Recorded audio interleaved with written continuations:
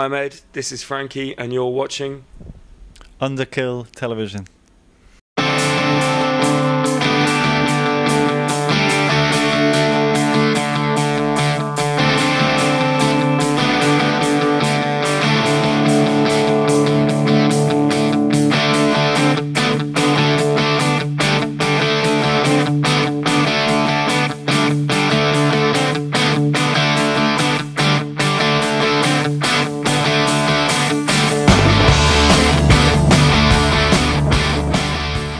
Okay, welcome to Underkill TV. I'm joined by Ed and Frankie from The Darkness here in Bristol. Hi guys, welcome to the show. Hi. Hiya. How's the tour been going so far then, Ed? Yeah, it's gone really well so far. Tonight is it the sixth show? Sixth show, yeah. Yeah. So we started in Liverpool, and then we were in Scotland, then Newcastle, Manchester. It's been incredible. I mean, the crowds are just unbelievable. And last night in Manchester, there was loads of teenage girls at the front, and it's not that hard to figure out really. It's when they were 10, I suppose we were the first band that they got into. It's the primary and tertiary effect. You know, you always remember that, don't you? I remember being a kid, being in the back of my mum's car. I'm giving away my age slightly here, but I remember really tuning into stuff like the Carpenters and ABBA. You know, the beautiful melody and the warmth of that kind of 70s music, you know, when I was a kid.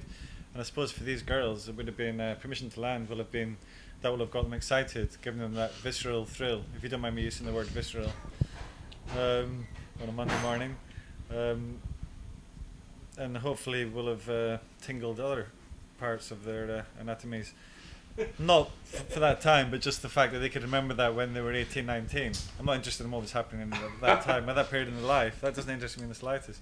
But just the fact that they're 18 and coming to the show and excited and seeing us, and there's a tingle there. You just can't complain. It makes this the best job in the world. It's nice to see, you know, a young crowd there who obviously didn't see us the first time round, you know, because they would have been too young. You did play, you. Don't think of what I just said. Yeah, I'm going to translate. A bit more diplomatic. You did actually play here in 2003, I believe it was, on the Permission to Land tour, didn't you? I think. Here, this venue. Yeah. That's correct. Yeah. I think we did. Neither of us can remember. You had, I think it was the Webb Brothers and 3 Inches of Blood supporting. Okay, yeah, you've put it in context now. I can remember a bit better. Yeah, you know.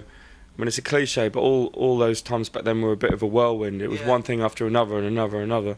And yeah, when you say those two support bands, I remember that at all. Because they were very different support bands, weren't they? Because the Webb Brothers had like sort of poppy harmony, and they were kind of poppier than us. And then 3 Inches of Blood were like more metal than us. They were like Iron Maiden or something. Because that Permission to Land tour just kept going on and on and on, didn't it? Was it 2.5 years? Was it? It did. It went on. In many ways, it went on too long, really, because you know, we should have stopped and focused on the next album. Yeah, there's a balance really you have to strike between reaching as many people as you can and still kind of being like. You have to kind of excite yourself, and it's got to be stimulating for yourself. If you're just going through the motions, it's a very stale place to be, you know. So you've really got to stand up to record companies, which is probably easier these days because you're making more money from live stuff anyway, really, most of the time. And with the set at the moment now, have you had any chance to put in any new songs, or are you going to wait till next year? Yeah, we're playing. Is it 5? Yeah, well, 4 or 5, depending on what we're doing. Yeah, we've got Cannonball. Some of these titles might change. Sometimes it's called Cannonballs, and sometimes it's Cannonball, because it's actually about cannonballing into a swimming pool, which is one of Justin's favourite things. Then there's Concrete Lion. Then there's Nothing's Gonna Stop Us, which might be a single. And we're also playing Out of This World, isn't it? Yeah. Can't Believe It's Not Love We're Making, in brackets, Out of This World. Excellent stuff. And what was it like coming back? I mean, I know you've done a few shows. What was it like going back to Download? I mean, that was your first real big gig since you reformed. Was the nerves there, Ed? Yeah, they were. I mean, you know, it felt like a bit of a test to see how we would go down as well. You know, at the big rock sort of metal festival, and we hadn't done it in years, and it was kind of in at the deep end, sink or swim, and it went really well, you know, and everyone seemed to love it. I think Justin was for weeks going worried about having bottles of piss thrown at him and all kinds of stuff thrown at him, and when we went out, and there was just like, you know, thousands of people singing along and taking their clothes off and having a really good time, even though it was pretty cold and wet. But it actually stopped raining just for us, and then started raining as soon as Def Leppard came on. I remember it well. I mean, it was anything but that. I mean, the crowd really did take to you really well that day, and it seemed to be a massive you know, comeback. It was as if the doubters, you proved the doubters wrong that day. Would you agree with that, Frankie? Yeah, as Ed touched on, you know, there was definitely it's really good to have that fear, because what you do, it's a process, isn't it? You metamorphosize the fear into something else, edge, you know. It's a great thing. So we were really happy with how it went, and all of us were amazed that there wasn't any negative reaction at all. I suppose the negative people will have gone to see Korn in the tent. So that was actually quite good scheduling, you know. Yeah. Excellent stuff. And one question I was going to ask about over the other side of the Atlantic. The last time, as I say, before the interview started, I saw you guys play the 2 sold-out shows in the Henry Fonda Theatre with the Wild Arts back in 2004, I think it was. Is there any plans in 2012 to perhaps get back over to stateside? Yeah, I'm sure there will be. I mean, we haven't finalised what we're doing next year yet, but I'm pretty sure we'll be over there, definitely, probably in the first half of the year. Yeah, it's looking very likely it's going to be February. Excellent stuff. Also, as well, you're on about mentioning perhaps the first single off the album. One thing I noticed with The Darkness, with previous singles, you're one of these bands that are always, as I say, renowned for producing really, really good B-sides. Will that be the case now again, even though, like, I mean, the download generation has changed a bit since sort of 2005, and it seems to be more that way inclined? Will you guys still be putting out the B-sides, so it encourages the people to buy the singles? Yeah, I think so, definitely. You know, and from this crop of songs that are going to make up this new album, there's already some that will be B-sides, aren't there? But they're still really good songs. Yeah. I mean, you know, I think some people don't bother so much with B-sides too, but with us, they're probably songs that, for one reason or another, don't fit so well on the album, but they're still good songs, you know. It's funny, bandily, when Justin's got his mojo, and we're all getting on well with each other as a band, we come up with a lot of kind of good stuff in clusters, you know. So we do have this situation, a bit like Suede had too, you know, where they come up with a lot of good stuff at the same time, and the B-sides are really strong. Yeah. And it's sad that our third album, The Atlantic, chose to just put together this really hasty compilation with no rhyme or reason. There was an awful package that none of our fans bought, thankfully, because they could see it was a piece of absolute rubbish. The compilation, what's it called? The Platinum Collection? Yeah. Because there's definitely interest out there for a really good compilation of B-sides and live material, Odds and Sods, which I think would be a great album. A lot of bands say that, but I really believe that our B-sides stand up. In fact, in the past, we can look back and we argue amongst ourselves and think, why the hell did we put those tracks in the album? We've got to do a B-sides album at some point. We have to do it, you know. Best of Me at the moment is really kicking ass alongside all the singles, and then we got Bareback, which is Brian May's favourite, funny enough.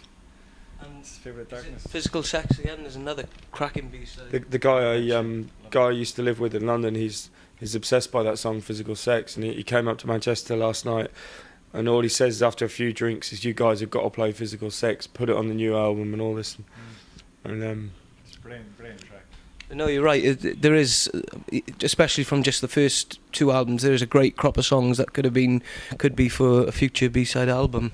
Yeah, I hope so. Something should be happening along that front at some point. We don't release it at the same time as our album, so I suppose it will come out later than that.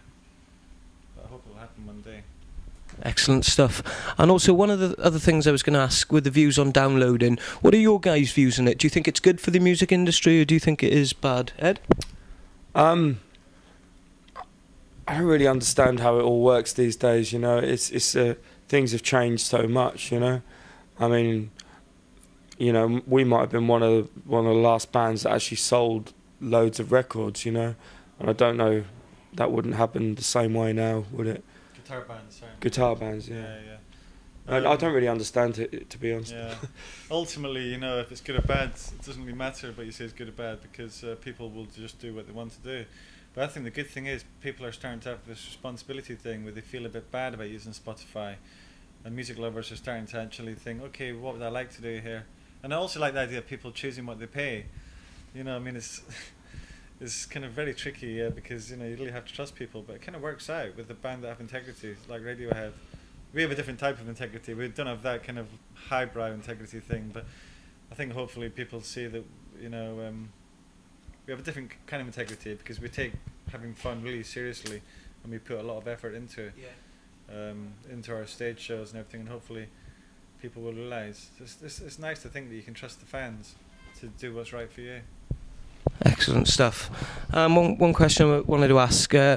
Since The Darkness started, I think the first time I saw you guys play was with the Wild Hearts, I think, in JB's in Dudley, about 2001, 2002, something like that. And I must have seen you guys about 14, 15 times since then. I still say probably my favourite show was in the Henry Fonda Theatre, because the way, you know, as you say, we're mentioning Bareback, you were opening with that at the time. You come out and, you know, the crowd were just, you had them eating out your hands in the first 30 seconds, and that to me always was probably my favourite gig. What were your favourite gigs from the journey so far? I mean, it's a difficult question, you know, because we've done so many, you know. It's really difficult, actually. I mean, you know, there's memorable ones, you know. I mean, recently, Download is very memorable, you know, because it was such a build-up to it, and felt like a big comeback gig. But in the early days, the Astoria was a landmark one as well, because we sort of sold out the Astoria unsigned. And unfortunately, they've just knocked it down as well, you know. So I don't know. I'll have a think. What about you, Frankie? Well, now you mention it, you know, just when you mention Henry Fonda Theatre, it does make the hairs in the back of my neck stand up a little bit. So that's the thing, you know. You have these gigs. It's almost like evangelism sometimes, but hopefully not as moronic. Maybe there's nothing wrong with being moronic. You know, that's the thing. I just love those gigs where you just look out and just everyone's smiling, sweating, and just all their kind of pretense and all the bullshit's gone, and they're just kind of just tapping into, I mean, this rock and roll, isn't it? It's just great, you know. I love it. But that gig, that was hard to beat at Henry Fonda. Because LA, there's that feel good factor, and something magical about the West Coast, isn't there? Excellent stuff. Well, guys, thank you very, very much for your time. I wish you all the very best on the show tonight. Wish you all the very best in 2012, and hopefully we look forward to seeing you on the road with the new album. Once again, thanks very much for your time, guys. Pleasure, man. Good to see you again. Cheers. Nice to see you.